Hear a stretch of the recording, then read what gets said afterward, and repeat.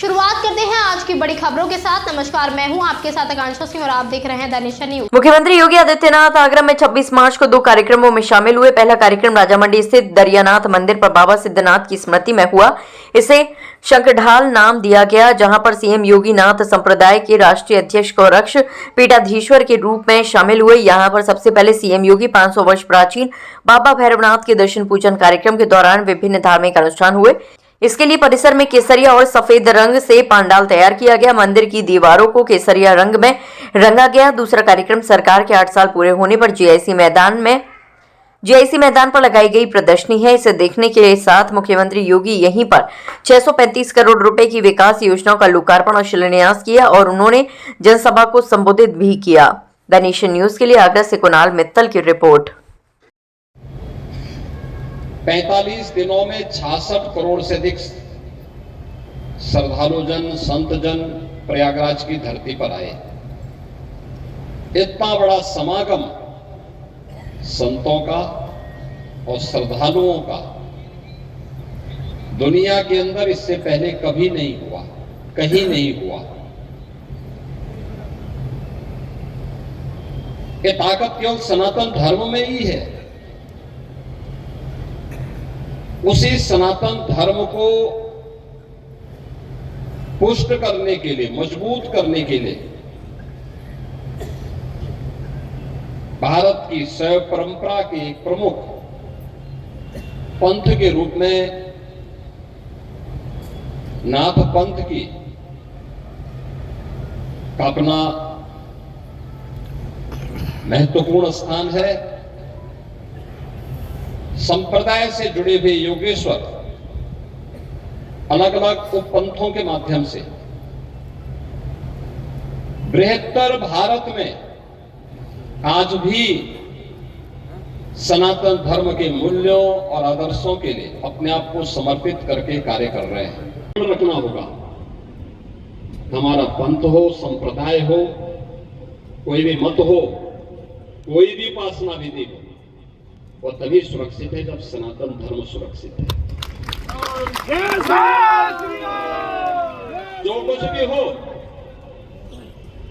सनातन धर्म के लिए समर्पण का भाव, और सनातन धर्म तभी सुरक्षित है जब देश सुरक्षित है। देश की सुरक्षा के लिए अपना सब कुछ समर्पित करना, अपने देश के लिए अपना सर्वस्व न्यौछावर करना। और आज इसलिए भी मैं बोल रहा हूं क्योंकि योगी सिद्धनाथ जी उस परंपरा के योगी थे। उन्होंने बहुत लंबे समय तक मेरे साथ काम भी किया। लगातार इस आगरा मंडल में लगातार जागरण के किसी भी कार्यक्रम के साथ जुड़े रहते थे। आज वे हमारे बीच में नहीं है। मैं यहां पर योगेश्वर दरियानाथ जी के श्री चरणों में नमन करते हुए योगी सिद्धनाथ जी को, यहाँ की परंपरा के सभी उन योगेश्वरों को जो आज भौतिक रूप से हमारे बीच में नहीं है, उनको विनम्र श्रद्धांजलि अर्पित करता हूं। आप सबका मैं स्वागत करता हूं। शंखढाल के माध्यम से हम लोग उन्हें अपनी श्रद्धांजलि दे रहे हैं।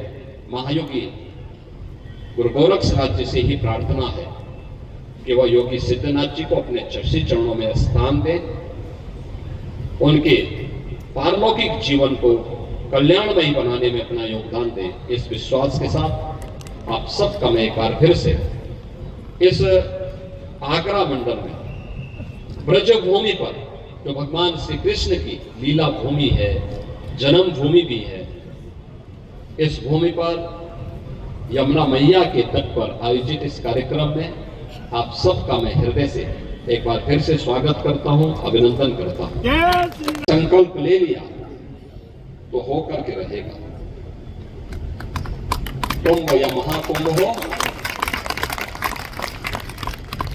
अयोध्या में श्री राम जन्मभूमि पर मर्यादा पुरुषोत्तम प्रभु श्री राम के भव्य और दिव्य मंदिर के निर्माण का कार्य, जिसको लोग असंभव कहते थे नहीं हो सकता, लेकिन वो संकल्प पूरा हुआ।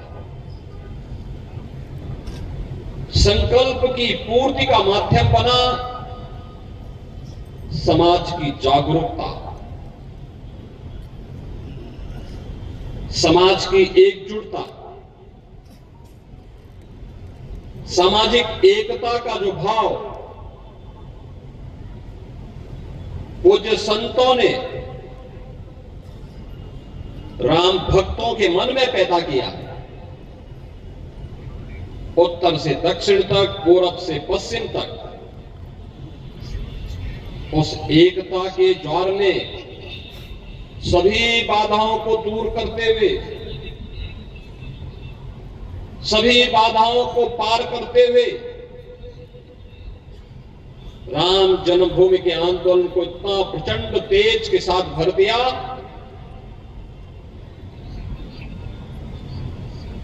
कि अंततः हर भारतवासी ये कहने के लिए मजबूर हुआ कि नहीं, अन्याय हुआ है और इस अन्याय का परिमार्जन होना चाहिए। और माननीय उच्चतम न्यायालय ने अंततः निर्णय देकर के अयोध्या में से राम मंदिर के निर्माण का मार्ग प्रशस्त किया और प्रधानमंत्री मोदी जी के करकमलों से आज रामलला भी अयोध्या धाम में विराजमान हो गए। स्थानीय लोगों का सहयोग लेते थे, धीरे धीरे करके ये सभी विरासत आज लुप्त होती जा रही है। इनके संरक्षण की दिशा में कार्य किए जाने की आवश्यकता है। जहां कहीं भी एक पुराने और पौराणिक स्तर के या अवशेष मिले उसको संरक्षित करिए, अपने स्थान पर इकट्ठा करिए। हम लोग प्रयास कर रहे हैं कुछ महत्वपूर्ण स्थानों पर सनातन धर्म से जुड़े हुए या फिर नाथ संप्रदाय से जुड़े हुए कुछ म्यूजियम बने जहां पे पौराणिक चीजों को एकत्र करके रखा जा सके, नई पीढ़ी को, नए योगेश्वरों को बताया जा सके किसका क्या महत्व है। अन्यथा वर्तमान पीढ़ी भूल जाएगी। मोबाइल फोन सबको भुला देगा। मोबाइल फोन का इस्तेमाल कम करिए, कम करिए, साधना में ज्यादा ध्यान दीजिए। ये जरूरी नहीं कि जो कुछ मोबाइल फोन में आपको जानकारी मिल रही वही सच है।